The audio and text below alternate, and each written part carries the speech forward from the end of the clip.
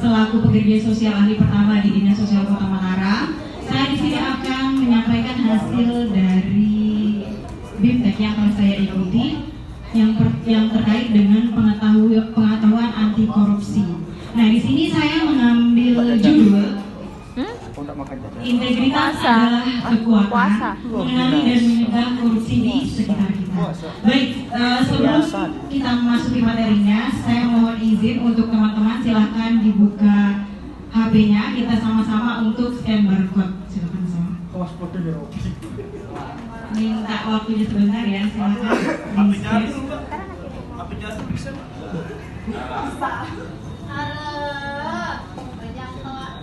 Sebentar saja.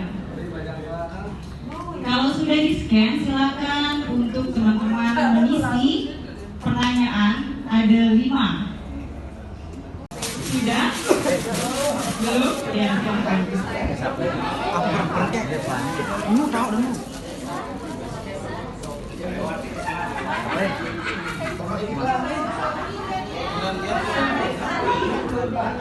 Di-skip aja iklannya, bisa langsung diisi untuk Google Form-nya.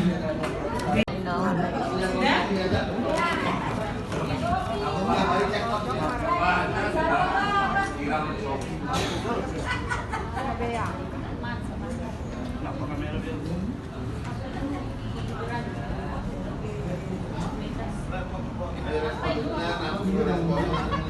Ya, nanti kita lihat ya beberapa responden kira-kira ada yang tidak mau ngisi apa gimana, nanti kita cek. HP-nya nggak bisa ini.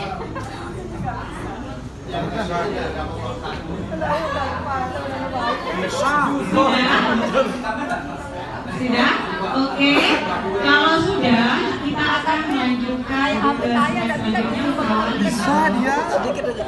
Cuman continue katanya. Ini kita ada video. Silakan untuk teman-teman sekalian untuk menyaksikan video ini. Kamu yang dulu sering dikasih uang jajan oleh orang tua, ditraktir nonton sama teman, atau dapat cashback dari toko online, pastinya seneng dong dapat hadiah. Iya, kita semua suka hadiah. Itu dia kenapa acara kuis hadiah di televisi selalu ramai. Sebenarnya, memberi hadiah sah-sah saja. Namun, pemberian hadiah menjadi gratifikasi bila diterima oleh pegawai negeri atau penyelenggara negara, seperti Presiden, Wakil Presiden, pegawai BUMN, pegawai BUMD, anggota DPR, DPRD, anggota TNI, polisi, dan pegawai pemerintah lainnya. Ingat, bukan grafiti, apalagi gravitasi, tapi gratifikasi. Sehari-hari mungkin kita mengenal istilah uang terima kasih, uang pelicin, uang lelah, dan lain-lain. Tapi, mau kecil atau besar, ringan atau berat, dekat atau jauh, pemberian yang berhubungan dengan jabatan pegawai negeri atau penyelenggara negara tetap termasuk gratifikasi. Ingat, jangan terlena bila kamu tak mau terjebak korupsi akibat hubungan balas budi dengan pemberi gratifikasi. Bagi pejabat negara, mungkin mendapat hadiah atau tanda terima kasih terasa seperti angin segar. Alasannya sih, ini semua demi menjaga hubungan baik. Padahal ujung-ujungnya untuk mempengaruhi kebijakan pejabat publik. Karena itu, pegawai negeri atau penyelenggara negara wajib mewaspadai gratifikasi ilegal dalam berbagai bentuk. Bila tidak dapat menolak, pegawai negeri atau penyelenggara negara wajib segera melaporkan gratifikasi paling lambat 30 hari kerja sejak gratifikasi diterima. Mari wujudkan pemerintahan yang bebas korupsi dengan tidak memberi atau menerima gratifikasi ilegal. Terima kasih yang datang dari hati, nggak perlu gratifikasi. Untuk melaporkan gratifikasi, klik gor.kpk.go.id. Klik kpk.go.id/gratifikasi untuk info lengkap soal gratifikasi.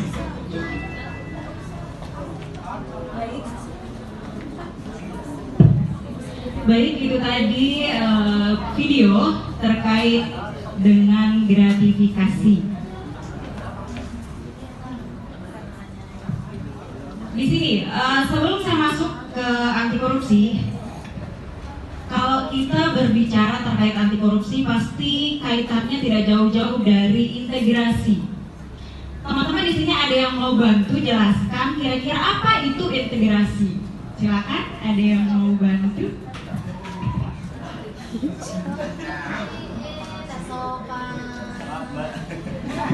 Ya, saya keren.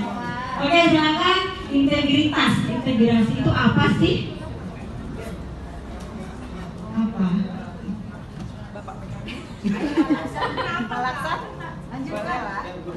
Apa itu integritas? Integritas adalah kekuatan. Yang lain ada lagi? Apa? Kejujuran, boleh. Apalagi selain kejujuran? Konsisten. Ada lagi? Moral dan etika. Oke, teman-teman, yang disampaikan tadi sudah benar. Nanti kita lihat kira-kira integritas itu apa. Nah, menurut KPK di sini dijelaskan bahwa integritas adalah kualitas pribadi seseorang yang menjunjung tinggi nilai-nilai kejujuran, kemudian tanggung jawab dan komitmen terhadap prinsip moral, meskipun dalam kondisi sulit dan berisiko.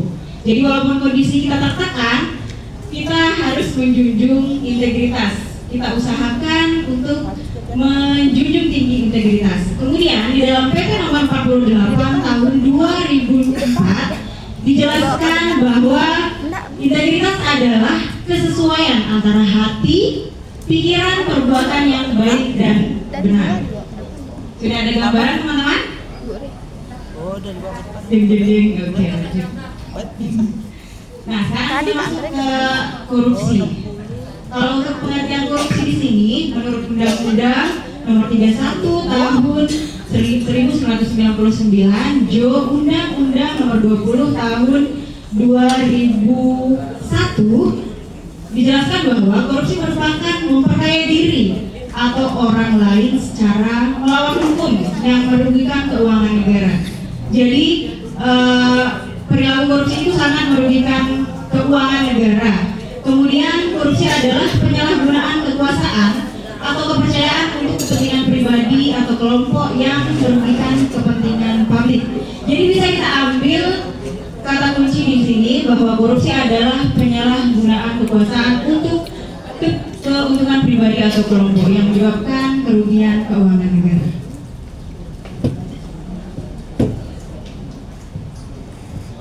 Di sini yang beberapa dasar hukum terkait dengan anti korupsi, terkait dengan korupsi ini.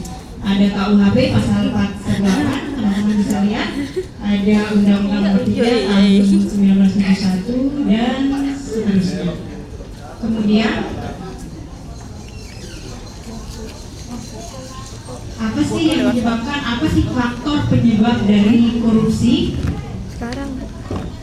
Kalau menurut Donald Rizzi itu ada 3 triangle atau segitiga penipuan. Segitiga penipuan. Jadi ada 3 penyebab orang melakukan korupsi. Yang pertama itu tekanan. Kira-kira kenapa orang yang melakukan korupsi itu karena tekanan? Ada yang bisa bantu untuk menjelaskan? Bisa juga. Apalagi korban bisa melakukan korban. Ada yang bisa, ya silakan. Tekanan perempuan. Tekanan atasan dia bilang. Tekanan atasan. Tekanan apa lagi? Tekanan batin. Oke. Kenapa di sini disebutkan bahwa tekanan itu bisa menimbulkan atau menyebabkan orang melakukan korupsi? yang sudah teman-teman sampaikan tadi, bahwa ketika kita dalam kondisi tertekan, maka jalan pintas itu kita ambil. Misalkan, saya ambil contoh, saya sebagai bendahara, kemudian kondisi keuangan pribadi saya sedang mengalami kesulitan atau tidak stabil. Nah, dalam kondisi tertekan dengan dengan kebutuhan hidup yang sangat tinggi maupun gaya hidup misalkan ya. Nah, dalam kondisi tertekan itu sehingga saya mengambil jalan pintas, saya ambil aja nih uang ini, kan posisi saya bendahara nih, mungkin bisa seperti itu. Dan banyak sekali contoh-contoh yang lain terkait dengan kondisi tertekan yang bisa menyebabkan kita melakukan tindak korupsi. Kemudian di sini yang kedua ada opportunity atau peluang atau kesempatan. Ada yang bisa memberikan contoh? Saya di sebelah sini ya. Peluang yang bisa menyebabkan kita korupsi. Contohnya.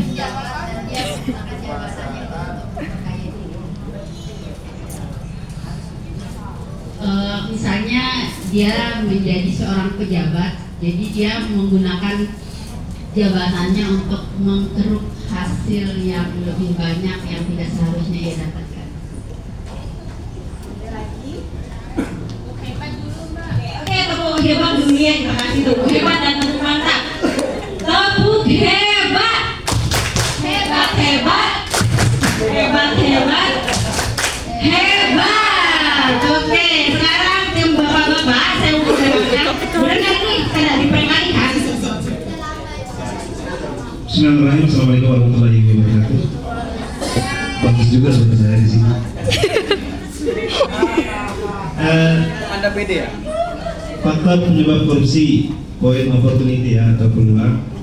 Di sini tidak hanya seperti yang disampaikan kakak saya Kak Iful, kita hanya menjadi pejabat, tapi juga kita sebagai bawahan juga berpeluang untuk melakukannya. Mungkin realitanya sekarang kita sebagai pendamping sosial di masyarakat, kadang ada peluang itu. Peluang itu ada di mana-mana. Jadi kita mengelola KPM lalu ada KKS, bisa saja itu terjadi penguasaan KKS lalu kita mengambil yang bukan hak kita dan meraup keuntungan seperti yang dibilang Mbak Ipul tadi. Terus bisa juga kita mendapatkan gratifikasi juga termasuk ya, pemberian uang, sebaiknya kita menolak. Jadi peluang-peluang seperti itu bisa kita hindari jika ada integritas seperti semboyan PKH, sip, santun, integritas profesional. Demikian. Karena kejahatan tidak hanya terjadi karena akhirnya ada kesempatan. Waspadalah. Mantap ya. Jadi itu kita sebagai pendamping PKH, SD PKH sangat banyak peluang untuk melakukan korupsi. Celah-celah itu sangat banyak. Yang selanjutnya ini ada yang ketiga, pembenaran. Kalau pembenaran, misalkan teman-teman ketika turun lapang mungkin ada contoh. Ada? Masnya silakan.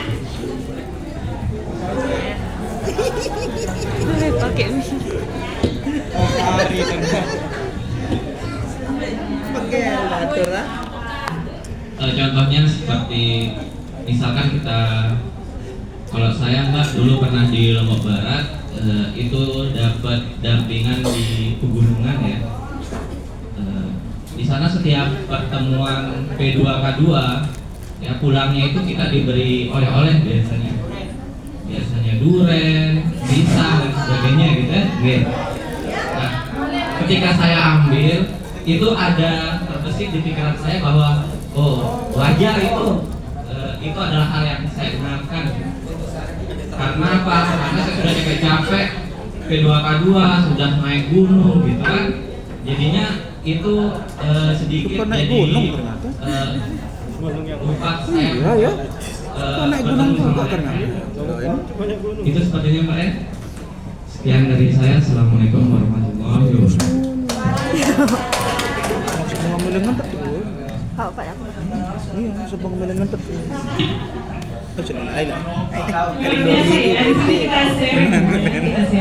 Baik, saya tambahkan sedikit untuk yang pembenaran. Saya kasih contoh. Tadi kan contohnya misalkan saya sebagai bendahara ya. Saya sebagai pembendahara. Nah, kondisi keuangan saya sulit. Jadi saya biasa meminjam uang keuangan kantor misalkan. Saya pakai nih. Nanti kan bakal saya ganti gitu. Saya mikirnya gitu. Dan itu merupakan suatu pembenaran. Itu salah satu contoh. Tadi juga sudah dijelaskan oleh Mas Buda ya, pembenaran. Nanti mungkin nanti Nggak kenalan sih Bang Buda. Nanti kita ada pembahasannya. Oh Buda gitu.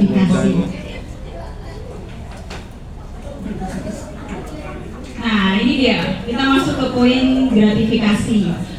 Di sini berdasarkan Undang-Undang Nomor 31 Tahun 1999 terdapat 30 jenis tindak pidana korupsi, tapi dikelompokkan atau dikerucutkan lagi menjadi 7. Yang pertama ada merugikan keuangan negara, yang kedua ada suap menyuap, yang ketiga ada penggelapan jabatan, yang keempat pemerasan, yang kelima perbuatan curang, yang keenam benturan kepentingan, dan yang ketujuh gratifikasi. Di sini ada yang mau kasih pendapat kira-kira perbedaan antara suap kemudian gratifikasi itu apa? Suap, gratifikasi, Ini juga ya suap itu, suap. sama pemerasan juga bisa. Atau gratifikasi itu apa sih? Itu serius. Tidak saya sih. Ayo.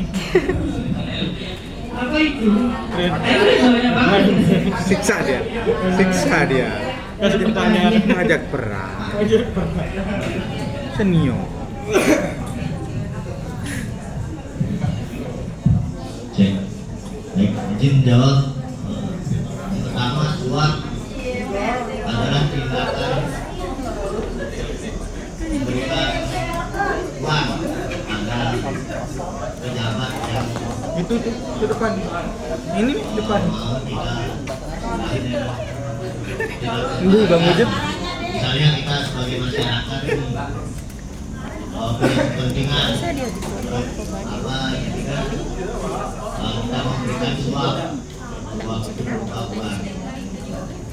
Kemudian ada yang kedua pemerasan.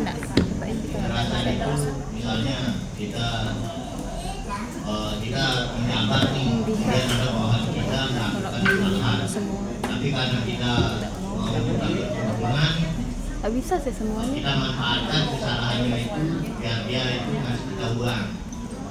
Kemudian gratifikasi itu Biar gini kita dia. memberikan hadiah berupa barang Langsung kirim ke Pak. atau uang yang bernilai besar. Ketika kita dibantu oleh pejabat yang lain dengan kondisi jabatan saat ini ini belajar.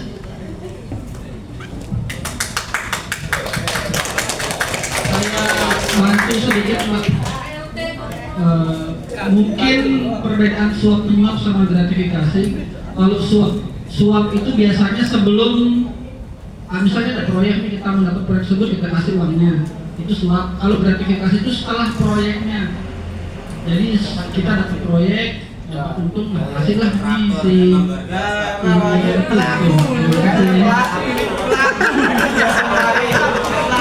Pelaku suap ini. Coba kita lihat ya, Jangan bilang pelaku suap langsung kebetulan. Kita lihat dulu dari pengertiannya. Yang mana dulu nih, suap penyuap atau dari nomor 1? Suap penyuap ya? Atau dari nomor 1 dan kerugian keuangan negara. Di sini tindakan yang secara langsung atau tidak langsung merugikan keuangan negara seperti markup anggaran atau proyek fiktif. Nah, ini seperti apa ya, proyek fiktif. Laporannya jadi tapi proyeknya tidak dilaksanakan. Itu bisa masuk enggak? Kemudian di sini ada suap menyuap. Katanya kalau tadi Pak Oji bilang suap menyuap itu sebelum adanya proyek. Nah, kita nanti akan melihat siapa sih aktor yang aktif dalam 3 aktivitas korupsi ini gitu aja. Misalkan gratifikasi, kemudian suap dan menyuap. Siapa aktor yang paling aktif di sana? Nanti kita akan lihat. BPK. Oke, nanti kita lihat di slide selanjutnya. Kemudian suap menyuap itu sendiri merupakan memberi atau menerima janji, uang atau fasilitas untuk mempengaruhi keputusan atau tindakan pejabat. Jadi suap menyuap ini tidak hanya berbentuk uang, namun bisa juga berbentuk janji. Janji misalkan janji apa nih? Janji palsu. Oh, janji palsu katanya Pak Omar ya. Biasanya kalau pemuda tadi ketika setelah melaksanakan kegiatan P2K2 itu mendapatkan bingkisan sebagai bentuk tanda terima kasih. Nah, itu termasuk gratifikasi. Kalau misalkan kita ambil di lingkungan kantor, di pelayanan misalkan ya, ketika setelah melakukan pelayanan dan masyarakat puas terhadap pelayanan yang telah kita berikan, kemudian inisiatifnya sendiri nih masyarakat ngasih bingkisan berupa kue atau apa, nah itu juga dalam bentuk gratifikasi. Sekarang saya tanya nih teman-teman, kira-kira ketika kita mendapatkan gratifikasi, apa yang harus kita lakukan? Apakah kita terima karena mubazir nih, sudah dibawa atau gimana? Kayak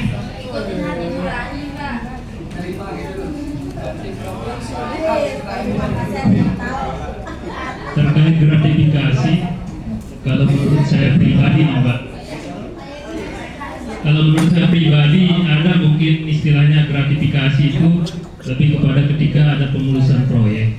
Tapi kalau seperti yang diungkapkan Pak Huda tadi, lebih kepada kearifan lokal kalau saya. Malah kalau tidak diterima sakit hati dan ini juga nanti dari KPN-nya. Disitulah dilihat integritas kita sebagai pelayan masyarakat, begitu. Jadi ada gratifikasi itu harus dilaporkan dan tidak harus atau tidak wajib dilaporkan. Yang harus dilaporkan itu gratifikasi di atas 300.000 itu harus dilaporkan. Dilaporkannya kemana? Tadi sudah kita tampilkan di video. Di situ dan harus dilaporkan. Ketika tidak dilaporkan melebihi 300 itu ya, jadi kita mencari kebaikan biar tidak ada yang ngomong. Baik, di sini kita lanjut saja karena kita terbatas waktu. Kita paling aktif adalah pemberi. Kenapa? Karena kita yang diberikan itu tidak pernah meminta. Masyarakat atau orang-orang yang memberikan gratifikasi itu yang inisiatif memberikan bingkisan. Itu. Jadi yang aktif adalah pemberi. Kemudian kalau suap, yang aktif adalah dua-duanya. Ada kok kali nih. Nanti kalau proyek saya jalan, kasih saya ini. Nah, itu kan ada kompromi, ada omongan gitu. Kayak katanya kalau ini proyek boleh ya? Itu. Nah, itu yang aktif, aktor yang aktif adalah kedua belah pihak. Kemudian kalau pemerasan, itu yang paling aktif adalah yang memeras. Karena ada di dalamnya itu ada ancaman seperti itu. Punya kuasa biasa. Perbedaan dari segi cara pemberian ada nggak? Pemberian. Ya, antara hadiah dengan gratifikasi. Kalau gratifikasi bentuknya hadiah, pasti hadiah bentuknya gratifikasi. Entah dalam bentuk makanan, mobil, terus sepeda dan lain-lain. Gratifikasi itu hadiah langsung biasanya didatangkan secara langsung. Nah itu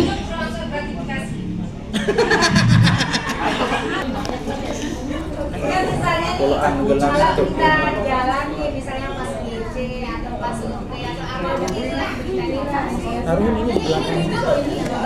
misalnya Tutup kamera. Kalah ini. Tuh. tutup satu Untuk dalam.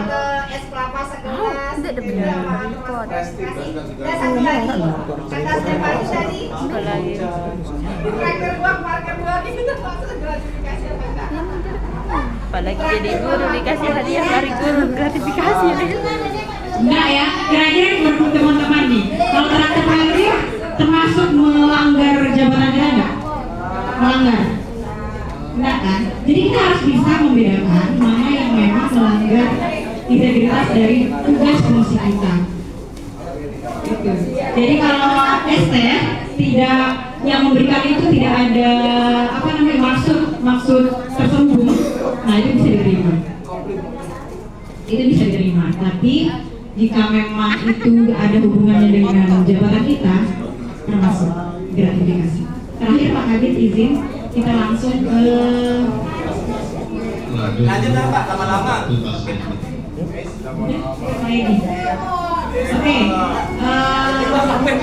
ini tindakan lain yang berhubungan dengan korupsi. Oke, kita tidak terlibat dalam korupsi itu, tapi bisa jadi segala tindakan atau perbuatan kita bisa menghambat dalam pemberantasan korupsi. Yang pertama apa? Ada merintangi proses pemeriksaan perkara korupsi. Kita menghambat proses dari penanganan korupsi. Nah itu juga menjadi tindakan yang berhubungan dengan korupsi. Kemudian yang kedua, tidak memberikan keterangan atau memberikan keterangan tidak benar. Selanjutnya ada bank yang tidak memberikan rekening tersangka. Itu bisa masuk ke tindakan atau perilaku yang berhubungan dengan korupsi. Selanjutnya ada saksi atau ahli yang tidak memberikan keterangan atau memberikan keterangan yang tidak benar, itu juga termasuk perilaku yang berkaitan dengan korupsi. Yang kelima, orang yang memegang rahasia jabatan tidak memberi keterangan atau keterangan palsu. Dan terakhir, saksi yang membuka identitas pelapor. Jadi misalkan ada orang yang mengetahui identitas yang melaporkan ada tindak pidana korupsi, dan itu merupakan suatu perilaku yang berhubungan dengan korupsi. Demikian, ya. Ada keterangan waktu dan tempatnya nggak? Maksudnya kayak tadi memberikan informasi terkait korupsi. Apakah di persidangan atau di luar persidangan juga termasuk? Untuk yang ini biasanya itu kan ada surat kita sebagai saksi itu tidak serta-merta kamu jadi saksi ya, pasti ada kesepakatan.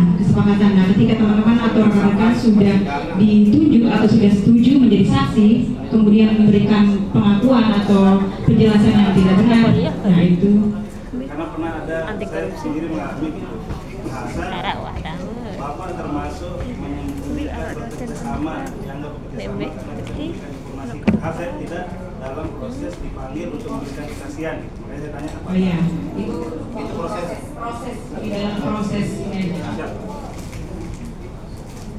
Kenapa? Ada? Oke. Mungkin itu saja.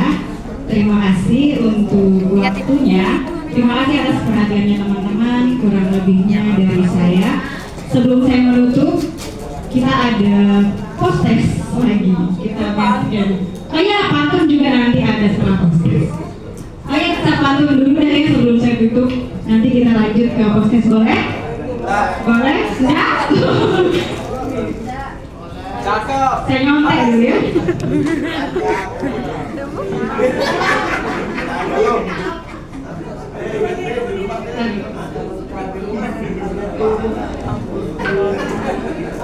Saya ada pantun, saya baru buat.